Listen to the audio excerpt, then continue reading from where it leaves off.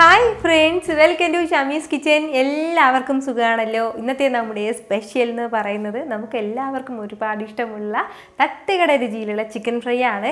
അതായത് നമ്മുടെ തട്ടുകടയിൽ കുഞ്ഞു കുഞ്ഞു ചിക്കൻ ഫ്രൈ കിട്ടില്ലേ, ആ ചിക്കൻ ഫ്രൈയും കൂടെ തന്നെ കുറച്ച് പൊടിയും അവർ തരാറുണ്ട്. നമ്മളിൽ പലർക്കും ഇഷ്ടമുള്ളതാണ് ചിക്കൻ ഫ്രൈയുടെ കൂടെ കിട്ടുന്ന ആ ഒരു പൊടി, ആ ഒരു മസാല പൊടി. അത് എങ്ങനെയാണ് അല്ല കറക്റ്റായിട്ട് തട്ടുകടയിൽ തയ്യാറാക്കുന്നത്, അതേ പെർഫെക്റ്റ് ടേസ്റ്റിൽ തയ്യാറാക്കുന്നത് നമ്മുടെ ഈ റെസിപ്പിയിൽ പറഞ്ഞു പോകുന്നുണ്ട്. അപ്പോൾ ഇതിൻ്റെ ഡീറ്റെയിൽഡ് ആയിട്ടുള്ള ആ വീഡിയോ നിങ്ങൾ മിസ് ചെയ്യാതിരിക്കാൻ വേണ്ടിയിട്ട് എല്ലാവരും ഒന്ന് സ്കിപ്പ് ചെയ്യാതെ കണ്ടേക്കണം. കൂടെ തന്നെ ഈ വീഡിയോ ഒന്ന് ലൈക്ക് ചെയ്യാനും നമ്മുടെ ഷമീസ് കിച്ചൻ ചാനൽ ഇതുവരെയും സബ്സ്ക്രൈബ് ചെയ്യാത്തവരാണെന്നുണ്ടെങ്കിൽ പ്ലീസ് ഒന്ന് സബ്സ്ക്രൈബ് കൂടി ചെയ്തേക്കണേ. ആ തൊട്ടടുത്ത് കാണുന്ന ബെല്ലൈക്കനിൽ ഓൾ മറക്കാതെ ഒന്ന് പ്രസ് ചെയ്തേക്കണം. എങ്കിൽ മാത്രമേ ഞാൻ അപ്ലോഡ് ചെയ്യുന്ന വീഡിയോസിൻ്റെയൊക്കെ നോട്ടിഫിക്കേഷൻ നിങ്ങൾക്ക് കറക്റ്റായിട്ട് കിട്ടത്തുള്ളൂ. എന്നാൽ ശരി, നമുക്ക് വേഗം തന്നെ റെസിപ്പിയിലേക്ക് പോയാലോ. നമ്മുടെ ഈ ചിക്കൻ ഫ്രൈ തയ്യാറാക്കി എടുക്കാനായിട്ട് ഞാനിപ്പോൾ ഇതുപോലെ ഒരു 700 ഗ്രാം അളവിൽ ചിക്കൻ എടുത്തിട്ട് ചെറിയ പീസാക്കിയിട്ട് ഒന്ന് കട്ട് ചെയ്ത് എടുത്തിരിക്കുകയാണ്. അതായത് നമ്മൾ സാധാരണ ചിക്കൻ ഫ്രൈ തയ്യാറാക്കുന്നതിൽ നിന്നും അല്പം കൂടി ചെറിയ സൈസായിട്ടാണ് ചിക്കനൊക്കെ ഒന്ന് കട്ട് ചെയ്ത് എടുത്തിട്ടുള്ളത്.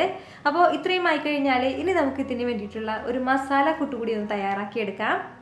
മസാലക്കൂട്ടിന് വേണ്ടിയിട്ട് ഞാനിപ്പോൾ മിക്സിയുടെ ഒരു ചെറിയ ജാറൊന്ന് എടുത്ത് വെച്ചിട്ടുണ്ട്. അതിലേക്ക് നമുക്ക് ആദ്യം ചേർത്ത് കൊടുക്കേണ്ടത് ചെറിയ ഉള്ളിയാണ്.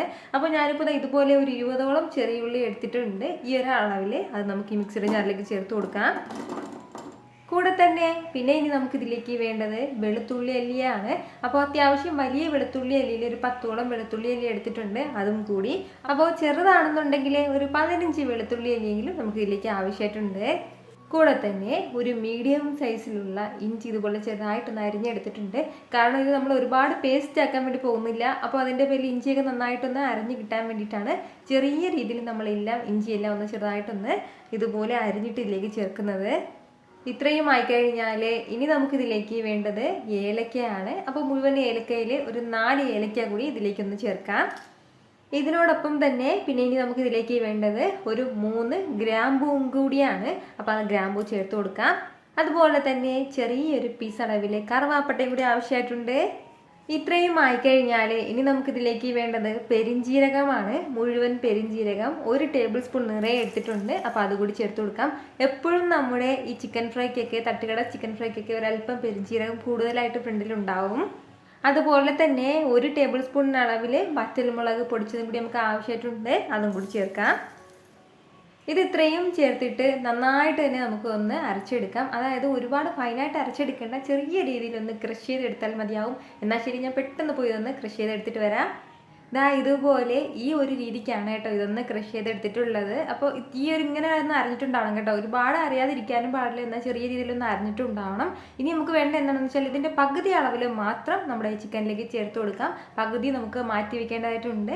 നമുക്ക് പിന്നീട് അത് ചിക്കൻ്റെ പൊടി, നമ്മുടെ ഈ ചിക്കൻ ഫ്രൈയുടെ പൊടി ആവശ്യമായിട്ടുണ്ടല്ലോ, അപ്പോൾ അതിന് വേണ്ടിയിട്ട് വേണം ഉപയോഗിക്കാനായിട്ട്. പകുതി അളവിലാണ് നമ്മുടെ ആ ചിക്കൻ്റെ മസാലകൾ ചേർത്ത് കൊടുത്തിട്ടുള്ളത്, നമ്മൾ അരച്ചെടുത്തിട്ടുള്ളത്. അപ്പോൾ ബാക്കി പകുതി ഇപ്പോഴും ഉണ്ട്. ഈ മസാലക്കൂട്ട് നമുക്ക് ആ പൊടിക്ക് വേണ്ടിയിട്ടാണ്. ഇനി നമുക്കിതിലേക്ക് വേണ്ടത് മുളക് പൊടിയാണ്. ഒരു 2 ടേബിൾ സ്പൂൺ അളവിലാണ് ഞാനിപ്പോൾ ഇതിലേക്ക് മുളക് പൊടി ചേർത്ത് കൊടുക്കുന്നത്. നല്ല എരിവ് കുറഞ്ഞ മുളക് പൊടിയാണ് കേട്ടോ. കുറച്ച് കളറുണ്ട്, പക്ഷേ എരിവ് കുറവാണ്. നല്ല എരിവുള്ള മുളക് പൊടിയാണെന്നുണ്ടെങ്കിൽ ഒരേ 1 ടേബിൾ സ്പൂൺ അളവിൽ ചേർത്ത് കൊടുത്താൽ മതിയാവും. കാരണം നമ്മൾ ഇതിലേക്ക് നമ്മുടെ ചില്ലി ഫ്ലേക്സ് ഒക്കെ ചേർത്തിട്ടുള്ളതാണ്.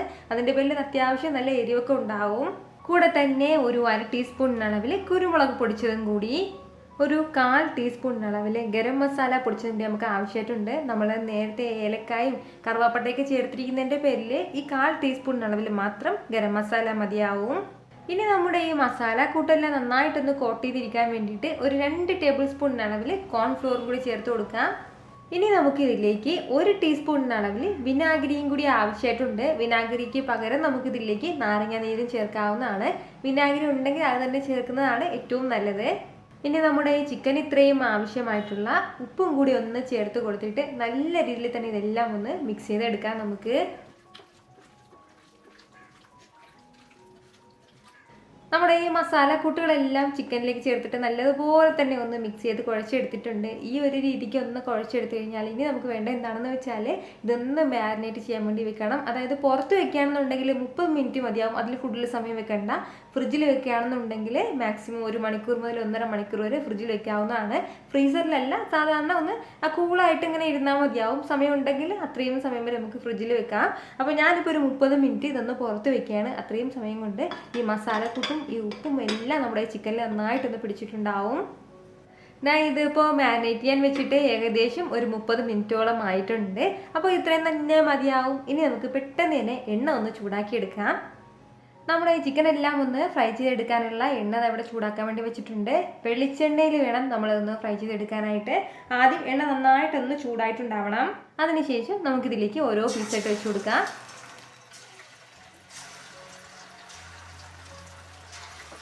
നമ്മുടെ ഈ ചിക്കൻ എല്ലാം ഫ്രൈ ചെയ്തെടുക്കാൻ സമയത്ത് എണ്ണ എപ്പോഴും മീഡിയത്തിൽ തന്നെ വെച്ചിരിക്കണം. ഇട്ട് കൊടുത്ത ഉടനെ തന്നെ ഇളക്കി കൊടുക്കാൻ വേണ്ടി നിൽക്കരുതെങ്കിൽ പിന്നെ ഈ മസാലകളെല്ലാം എണ്ണയിലേക്ക് ഇങ്ങനെ പടർന്നു പോകും. അതിൻ്റെ പേരിൽ 1 മിനിറ്റ് ഒന്ന് വെയിറ്റ് ചെയ്തതിന് ശേഷം മാത്രം നമുക്ക് പതുക്കെ ഒന്ന് ഇളക്കി കൊടുക്കാം.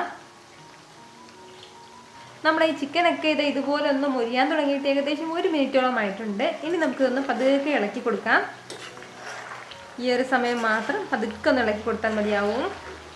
അതായത് ഇതിങ്ങനെ നമ്മുടെ ഈ പാത്രത്തിലേക്ക് ഇങ്ങനെ ഒട്ടിപ്പിടിച്ചിരിക്കാതിരിക്കാൻ വേണ്ടിയിട്ട് പതുക്കെ ഒന്ന് ഇളക്കി കൊടുക്കാം. പ്രത്യേകം ശ്രദ്ധിക്കേണ്ട കാര്യം എന്താണെന്ന് വെച്ചാൽ ഒരു 15 മിനിറ്റിൽ കൂടുതൽ നമ്മൾ ചിക്കൻ ഇട്ട് ഫ്രൈ ചെയ്യേണ്ട ആവശ്യമില്ല കേട്ടോ. ഒരുപാട് സമയത്ത് നമ്മൾ ഫ്രൈ ചെയ്യുകയാണെന്നുണ്ടെങ്കിൽ നല്ലതുപോലെ ചിക്കൻ എല്ലാം ഹാർഡായി പോകും. അപ്പോൾ അങ്ങനെ ആ ഒരു രീതിക്കല്ല നമുക്കിത് കിട്ടേണ്ടത്. നല്ല സോഫ്റ്റ് ആയിട്ടുള്ള ചിക്കനാണ് കിട്ടേണ്ടത്. അപ്പോൾ അതിൻ്റെ പേരിൽ 15 മിനിറ്റിൽ കൂടുതൽ സമയം ഇട്ട് നമ്മൾ ഫ്രൈ ചെയ്യേണ്ട ആവശ്യമില്ല. ഇനി പതുക്കെ ഇതെല്ലാം ഒന്ന് തിരിച്ചിട്ട് കൊടുക്കാവുന്നതാണ്. കുഞ്ഞു കുഞ്ഞു പീസായതിൻ്റെ പേരിൽ നമുക്കിങ്ങനെ മറിച്ചും തിരിച്ചിടാനൊന്നും പറ്റില്ല. ഇതുപോലെ ഇളക്കി കൊടുത്തിട്ട് വേണം നമ്മൾ ഇതുപോലെ ഒന്ന് പൊരിച്ചെടുക്കാനായിട്ട്. ഇപ്പോൾ ഒരു മീഡിയം ഫ്ലെയിമിൽ ഇരുന്നിട്ട് നമ്മുടെ ചിക്കൻ എല്ലാം നന്നായിട്ട് തന്നെ ഒന്ന് മുരിഞ്ഞ് വന്നിട്ടുണ്ട്. ഒരു 80% നമ്മുടെ ചിക്കൻ എല്ലാം ഒന്ന് മുരിഞ്ഞിട്ടുണ്ട് കേട്ടോ. അപ്പോൾ ഇനി കുറച്ച് സമയം കൂടി, അതായത് ഇപ്പോൾ ഒരു 10-12 മിനിറ്റ് ആയിട്ടുണ്ട്. ഇനി ഒരു 3 മിനിറ്റും കൂടി നമുക്ക് ഇതുപോലെ ഒന്ന് ഫ്രൈ ചെയ്തെടുക്കേണ്ടതായിട്ടുണ്ട്. ഈ ഒരു സമയം ആകുമ്പോഴത്തേക്കും മാത്രം നമുക്കിതിലേക്ക് ഒരല്പം കറിവേപ്പില ചേർത്ത് കൊടുക്കാം. കറിവേപ്പില ചേർത്ത് കൊടുത്തിട്ട് നല്ലതുപോലെ ഒന്ന് ഇളക്കി കൊടുക്കുകയാണ്. അപ്പോൾ ഈ കറിവേപ്പിലയുടെ ഫ്ലേവറൊക്കെ നന്നായിട്ട് നമ്മുടെ ചിക്കനിലുണ്ടാവും. അതുപോലെ തന്നെ നമ്മൾ ഫസ്റ്റിലേ ഇപ്പോൾ നമ്മൾ ഈ കറിവേപ്പില ചേർക്കുകയാണെന്നുണ്ടെങ്കിൽ എന്ത് പറ്റുമെന്ന് വെച്ചാൽ ഈ കറിവേപ്പിലയ്ക്ക് ഈ സമയം കൊണ്ട് കരിഞ്ഞ് മുരിഞ്ഞ് അതിൽ കാണാതെ ആകും. അപ്പോൾ അതിൻ്റെ പേരിൽ ലാസ്റ്റിൽ മാത്രം കറിവേപ്പില ഒന്ന് ചേർത്ത് കൊടുത്താൽ മതിയാവും. ഫ്ലെയിം ഈ സമയത്തെല്ലാം മീഡിയത്തിലാണ് ഞാനിപ്പോൾ വെച്ച് കൊടുത്തിട്ടുള്ളത്. ഒരല്പസമയം കൂടി ഞാനിപ്പോൾ ഇതുപോലെ ഒന്ന് നമ്മുടെ ഈ ചിക്കൻ എല്ലാം ഒന്ന് മൊരിച്ചെടുത്തിട്ടുണ്ട്. അപ്പോൾ ഇത് ഇത്ര തന്നെ മതിയാവും. ഇനി നമുക്ക് ഇതെല്ലാം ഒന്ന് എടുക്കാവുന്നതാണ്. ഈ ഒരു രീതിക്ക് തന്നെ നമുക്ക് ബാക്കിയുള്ളതും ഒന്ന് ഫ്രൈ ചെയ്തെടുക്കാം.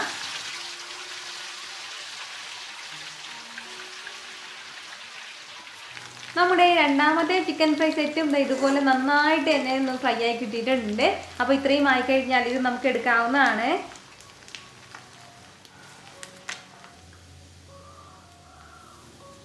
ഇതുപോലെ എല്ലാം ഒന്ന് ഫ്രൈ ചെയ്ത് മാറ്റിയതിന് ശേഷം നമ്മൾ നേരത്തെ തയ്യാറാക്കി വെച്ചിരിക്കുന്ന മസാല കൂട്ട് ലാസ്റ്റിലൊന്ന് ചേർത്ത് കൊടുക്കാം.